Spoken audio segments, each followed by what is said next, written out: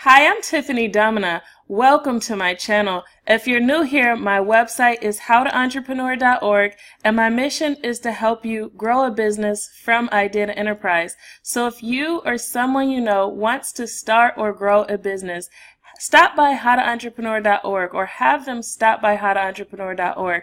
I have a free course there that's the framework to help you grow a business from idea to enterprise. So today I want to do something a little fun and different than what I normally do. And I want to talk about history. And I'll be answering the question, when was social media invented? I'll give you some facts, statistics, and key takeaways. And my reason for doing this is because one major part in the growth cycle of entrepreneurship is understanding how long it actually takes to penetrate a society with something that changes the world. And social media is a great example of that. So we'll be talking about not just social media and the evolution of that, but also the evolution of communication from the primitive periods up until now. So we can evaluate how the evolution of communication has taken place, and we can set more realistic expectations as entrepreneurs while understanding the growth cycle of our new ideas and understanding how things can change. But I also want to mention that since lots of changes have taken place in technology, the growth cycle of business has drastically changed. So we'll be talking about all of that inside of this video. So the question I'll be answering is, when was social media invented? And we'll talk about quite a few topics in the middle of that. So if you're on board with that and you want to know how this goes, then let's get started. So as a quick question, you can leave the answer down in the comment section below. Have you ever imagined how difficult it would be to communicate with a loved one who lived far away just a few millennia ago? Leave your answers in the comment section below. Have you thought about that before? Dating back to the 4000 BC era, men have been migrating from one place to another, discovering new treasures on the earth, from soil types to precious metals and even different human resource skills. The migration from one location to another caused loved ones to be separated from one another. It's just a fact that not everyone's destiny is fulfilled in one close proximity on the earth. You know, some people need the natural resources over in one location. Some people need the technology and the ideas and the engineering capabilities. So people are going to be moving from one location to another for one reason or another. So just think about it. Some people are propelling science forward and even going to the moon nowadays. So the void that's left when a loved one goes a distance is communication. You want to know if they're safe, you want to know how they're doing, and your curious instincts want to know what things are like in other areas besides your own. The problem of communication across the distance was originally solved by mail carriers on the horse, camel, or boat, but more problems came from that. The carriers could only go so fast. Maps and sea travel had to advance, and weather can present a huge dilemma and delay. So to solve the communication problem, advancement after advancement has taken place, leading to major changes across several industries, including transportation and electronics. So some facts about social media history. Social media was an advancement of primitive communication methods. For millennia, men have been working to improve how we communicate. Phones, social media, and the internet are now the most advanced methods of communication. There are several social media brands that participate in continually improving our interpersonal communications and desire to build relationships. Communications companies have always had the challenge of determining how to fund their businesses. Primitive communication charged users or were government funded like the U.S. postal mail, cell phone, or home phone companies. Social media companies have chosen not to charge majority users, but to charge business owners for use of demographic and psychographic data and advertising. Some people feel that the release of buying habits, demographics, and psychographics is an invasion of privacy. Governments are cracking down on privacy and tax issues related to social media, release of information, and funding models. So the source for that is eMarketer. Facebook still reigns as the most popular social media network, with 79% of internet users in the U.S. logging on the site. And that's according to Pew Research Center. Other social media sites trail substantially behind Facebook. Instagram has 32% internet users, Pinterest has 31%, LinkedIn 29%, and Twitter 24%. Again, the source for that is Pew Research Center. So it's estimated that Facebook will receive $21.57 billion in ad revenue in 2018 and 83% of U.S. social media ad revenue. And that's according to eMarketer. And there are more than 50 million businesses using a Facebook business page, according to Sprout Social. And Facebook ranked second in a December 2017 survey of senior ad buyers in the U.S. as the platform to drive the most ROI. Google search was named number 1, and that's according to Sprout Social. So Facebook ranked number 2 in senior ad buyers. Okay, and the final stat is Facebook ad revenue in the U.S. is expected to outpace total print ad spending by 2019, according to Sprout Social. So why was social media invented? Social media was invented to make it easier to share memories, pictures, and communication across distances. Even primitive social media sites enable users to upload photos, share information about themselves, and make friends. So when was social media first introduced? In the previous article, when was the internet invented? You can check that out at How to Entrepreneur. So in my previous article, when was the internet invented? I discussed the small beginnings of the internet, and social media was built on the back of the new advancements of the internet. So the first social media site introduced to the public was called 6 Degrees and operated from 1997 to 2001. At its peak, it had 3.5 million active users. It was created by Adam Weinrich, but sold to Ustream Media Networks in 1999 for $125 million. After 6 Degrees, blogging was born in 1999, and several other social media sites came along. The primary reason for blogging and social media sites was and is to build social circles where people who have things in common can intermingle, learn from each other, and form relationships. Social media advancements include MySpace and LinkedIn in the early 2000s, PhotoBucket in 2003, Flickr in 2004, allowing photo and image sharing, YouTube in 2005, Facebook and Twitter went worldwide by 2006, Tumblr, Spotify, Pinterest, and Foursquare fill certain social media niche desires. So now, 20 years after the first social media sites were born, the industry is seeing massive growth in supply and demand. According to Internet Live Stats, let's take a look at that.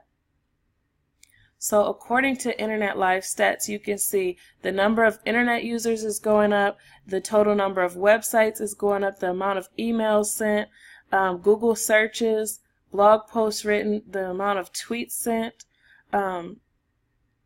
So you can see how the internet growth and these social media sites, these places where you can gather online, make friends, build a community, all of these things are growing in use. So Instagram is growing. YouTube definitely is growing. Tumblr, Facebook, Twitter, Skype, Pinterest. And the number of computers sold is continuing to go up. The number of smartphones sold, the number of tablets, the amount of electricity we use towards the internet and the internet traffic, all of these things are continuing to go upward. These things are trending up. And as a result of this, I didn't even mention how the growth it varies from country to country. There are some countries that don't really have, the internet hasn't really penetrated yet, but they're growing massively. So if this continues to trend upward, and these all continue to be interests and desires and demands of the populace at large, then there will definitely be a need for more people who are knowledgeable about how to use the internet, who are knowledgeable about how to build relationships using the internet, because it is a transition from offline to online and using the computer to build these relationships and the technology and all of that stuff. So as you can see, the trend is continuing to go up, and our future generations and the way that they're being brought up utilizing these internet technology tools makes it where the demand will continue to scale up, and the dependence will continue to scale up, especially as more countries start using the internet more regularly. So that will have a trickle effect on online business. So as an entrepreneur, you are a professional problem solver. To be a successful problem solver, you have to present your solution where the people with the problem are located. Social media fills a void. People all over the world are able to communicate more effectively because social media exists. People who may not like to communicate in the spoken world by telephone can communicate to people located across the world through social media sites, text messaging, blogging, email, video, and audio almost instantaneously. People that I wouldn't be able to meet otherwise, I'm able to meet through YouTube, I'm able to meet through Facebook, I'm able to meet through different platforms that I have a presence on. And so people you weren't able to help otherwise, maybe because you don't fly or travel often, or maybe because you aren't comfortable with the other communication tools that are available. Those things can be changed because of the new and growing technology that's available now. So the trend of advancing communication won't stop. Entrepreneurs who are choosing to use solely primitive communication channels rather than migrating into the advanced methods are missing a large market, which will reflect in their sales and revenue. As the internet and social media as a whole continues to grow, as the numbers show they are, early adopters will reap the greatest benefit. Being that these advancements are only 20 years old and are barely reaching half of the world, we know there is still a huge growth potential. So what's the history of social media? What's the history of social media have to do with you? So social media is a #1 source of traffic for business owners.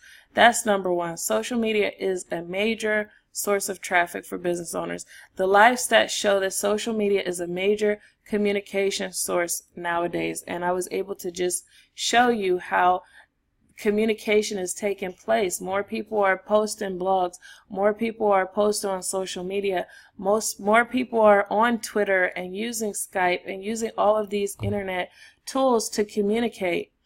So it's a major source of traffic for business owners, and it's a major way that people discover new things.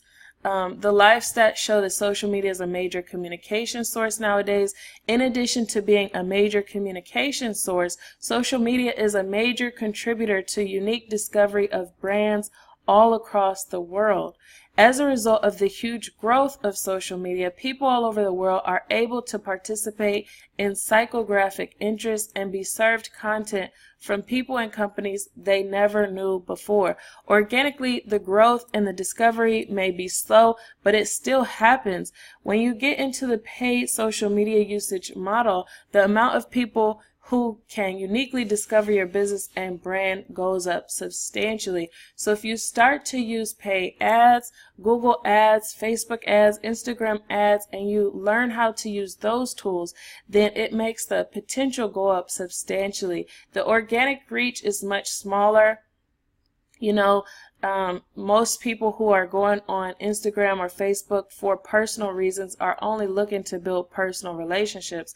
But if you're a business owner and you're really looking to get out beyond your social circle, these tools are really, really powerful. So as the internet and social media grows, the early adopters will be able to leverage their established platforms to grow. Watching the stats, you can see that the growth of social media is happening extremely fast, whereas other marketing methods are slowing down, like direct mail and other types of even television advertising has drastically slowed with the growth of the internet. So as with anything else, early investors get the highest returns on their investment. Whether you are investing money or content contributing to the growth of social media will have returns for early adopters even more than those who are later to the game. So look at the early adopters of the internet, of blogging, and of social media, the people who've been in it for 10, 20, 30 years. The people who've been in it for 10, 20, 30 years. Yeah, it's possible. So look at those people, the early adopters. You see those stories of people who were drastically successful because they were in the wave of that technology growth. And as a result, they were able to have quantum leaps from where they were to where they're going. So simply by being there early, they have been able to teach others how to use the platforms, create digital products, explain new methods, and even participate as testers on the growing platforms. So some high-priced digital courses seem like they teach common sense, but because the methods are now common, that's why they seem that way. But simply because they were early adopters, they've had massive traction and growth. But they usually won't say that. So there are some people who have been doing Facebook advertising for 10 years now, and they still share those methods that they were using a long time ago. While they may have worked very well at that time, they aren't evergreen methods because the platform changes, the algorithms get updated and all of that. But if they were early adopters, they were able to still get profit as a result of, or not profit, but they were able to get revenue as a result, and we would hope that they got profit. So in addition to being able to teach everyone else, early adopters are able to grow their businesses and brands quickly and easier than those later to the game. So as an early adopter, you can grow your audience, then leverage the large social circle for use in many other places. So number 3, many social media platforms have come and gone, but self-hosted blogging has prevailed. So many marketers will tell you not to stay on free hosting, don't blog only on social media, and they'll tell you things like that. And the reason is because they may have witnessed the rise and fall of social media sites like 6 Degrees or MySpace. Many people invested all of their time and platform building effort into those sites. They built their relationships and made connections on those sites and had lots of followers and things. And then when the sites fell, they had nothing to show for it. They lost contact with the people they had previously communicated with. And the same thing can happen with Blogger, Tumblr, WordPress.org, or those other free sites. If they're free, there's not as much money available to pay for upkeep, developers to fix bugs, advancements, and keeping up with technology demands. So if you're serious about starting an online business, you want to pay your vendors to keep your foundational business tools like hosting as advanced as you can. I highly recommend paid hosting. You can read more on my #1 recommendations by visiting this article. I'll have all the links, of course, in this article, so you can stop by and decide what things you're interested in. So, due to privacy concerns, social media business models may have to change from solely advertising to someone else. It even creeps me out thinking about how much information internet companies can have on me simply because of how regularly I use the World Wide Web. So more users are becoming frazzled by how the analytics from internet users is being sold to businesses and others. Different countries are proposing different rules to solve the problem, and no one knows how social media companies will change to work around the growing rules and restrictions. As you're growing, being conscious about the potential changes is important. Some companies may be able to rebound quickly into a new business model, and others may see their last days. So we don't know which business owners will be savvy enough to weather the storms. Accordingly, the best option is to grow your social circle on your own self-hosted blog.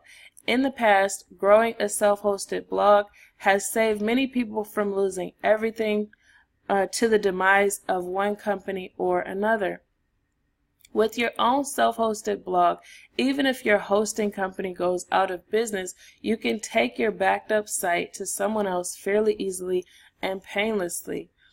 So number 5, focus on growing one social media channel at a time, but diversify the traffic sources for your business. So even with a self-hosted site, you'll have to generate traffic one way or another. Search engine optimization and social media marketing are the two primary methods for traffic generation in today's day and age. You want to focus on growing one strong stream of traffic at a time and scaling. Growing too many things at once will make you less effective and less quality. Master one, then move on and master the next. One is too dangerous a number to stay there for a long term. And number 6, if social media networks can grow exponentially in 20 years or less, so can your business. So just 21 years ago, 61 Degrees introduced the concept of a social media site, and 21 years later, Facebook is expecting to bring in more than $21 billion in advertising revenue. That's exponential growth. So don't be afraid to think big and break the big thinking into small baby steps. Your idea can have the potential of growth 10,000+%.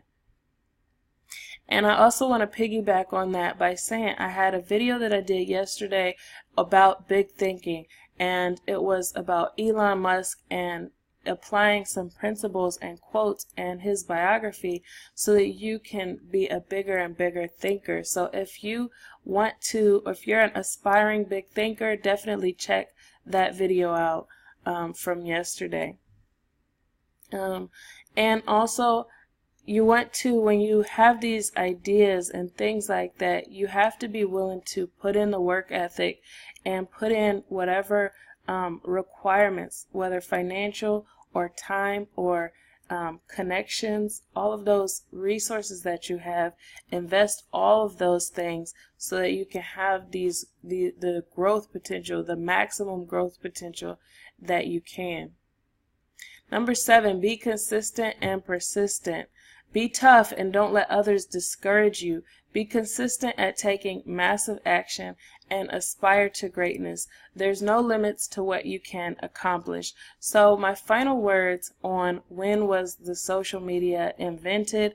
The goal of this video was to answer the question, when was social media invented, but also to give you a backdrop on the evolution of communication and to show you the difference between communication as it was and the communication today, and to give you hope that if you have an idea that you're willing to put the effort into, that dedicate your time to it, because really communication has changed drastically over the decades as a result of people who have put their effort and time towards improving communication for us. And now it's like instantaneous. We can communicate on so many different platforms. We can build relationships in so many different places and ways, whether video, whether live chat, whether text messaging, whether using Messenger, or all of these different vehicles help us to communicate even better than we were able to do a few millennia ago.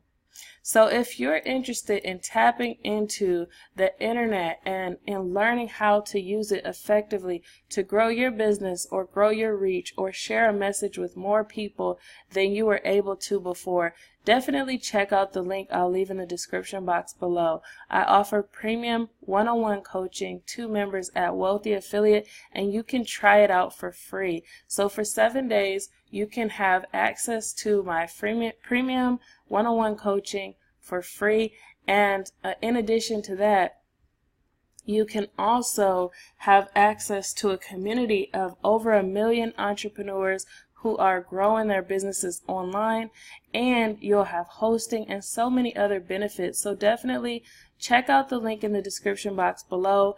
At the least, it's a lifetime free membership. So if you decide never to upgrade, that's an option for you, but you'll get tools and you'll be able to learn more things about how to use the internet to grow effectively, and you'll be able to meet some good people as well. So definitely check that link out in the description box below. Also, if you haven't and you're interested in starting or growing a business, stop by howtoentrepreneur.org and check out my free course with the framework to grow your business from idea to enterprise. So that's all I have for this article. Hopefully it got your wheels spinning about how social media was invented and the possibilities and what that means for you. And I definitely would like to hear what you think about social media history and what you think about how communication has changed and where it's going. I'd love to hear what you think about those things in the comment section below. And that's all I have for this video. Hope to see you in the next one. Bye.